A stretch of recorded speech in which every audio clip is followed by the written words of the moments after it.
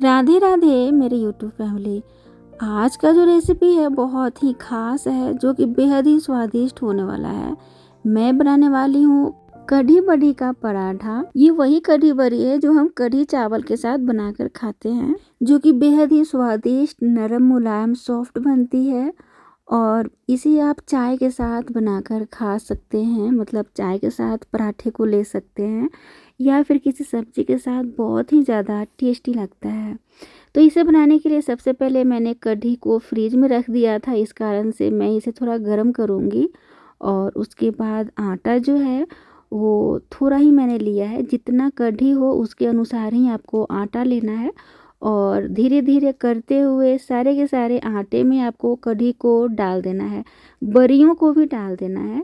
अलग से पानी आपको नहीं मिलाना है। जितना कढ़ी बड़ी बचा हुआ है, मतलब कि आपके पास है, उतना ही में आपको आटे को लेना है और गूंद लेना है। वैसे तो जब कढ़ी बड़ी बच जाए तब इसे बनाते हैं, लेकिन मैं अक्सर इसे जानबूझकर जब भी कढ़ी बड़ी बनाती हूँ तो एक पॉट में मैं रख लेती हूँ इसके पराठे बनाने के लिए, क्योंकि मुझे इसके जो पराठे होते हैं बहुत ज़्यादा पसंद है।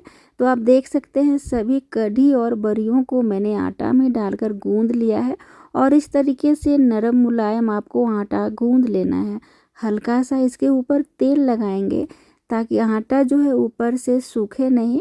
दोस्तों अभी ठंडी का मौसम है, थोड़ा बहुत हमारे तरफ बहुत है, मतलब थोड़ा क्या बहुत ज़्यादा है। तो मैं कढ़ी बड़ी को थोड़ा गर्म कर ली थी। अगर आपके पास, मतलब आपके तरफ गर्मी का मौसम है तो कढ़ी बड़ी को गर्म करने की ज़रूरत नहीं है। छोटा छोटा सा लोई लेंगे और सूखे आटे की सहायता से पहले गोल इसे बेल लेंगे।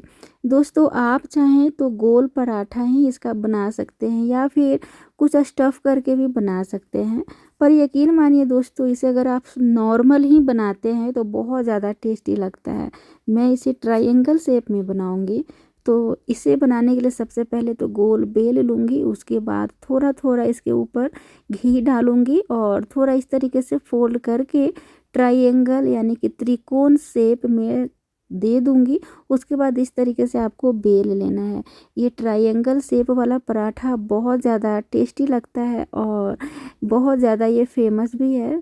सिंपल ट्रायंगल पराठा कढ़ी बड़ी का। तो इस तरीके से आपको बेल लेना है और पराठा बना लेना है। और इसका जो मोटाई और पतलापन है अपने अनुसार रखिएगा, कितना पतला मोटा पसंद करते हैं। और इस तरीके से पलटते हुए दोनों तरफ से सेक लीजिएगा। और घी, बटर या फिर कोई भी कुकिंग ऑयल इस तरीके से आपको डालकर पराठा बनाना है। वैसे दोस्तों घी के साथ ही पराठा खाया जाए या फिर सरसों तेल के साथ तो बहुत ही ज़्यादा वो फ़ायदेमंद होता है। तो अक्सर तो मैं घी या फिर सरसों तेल के साथ ही सारे के सारे पराठे मैं बनाती हूँ। तो इस तरीके से दोनों तरफ से पलटते हुए आपको पराठा बना लेना है। तो आप देख सकते हैं कितना सॉफ्ट, नरम, मुलायम ये पराठा है बना है। चाय के साथ ब्रेकफास्ट में ले सकते हैं या फिर किसी सब्जी के साथ। तो आज की हमारी यूनिक सा रेसिपी कैसी लगी, आप सभी को पसंद है तो मुस्कुराइए, लाइक कीजिए, सब्सक्राइब कीजिए। राधे राधे।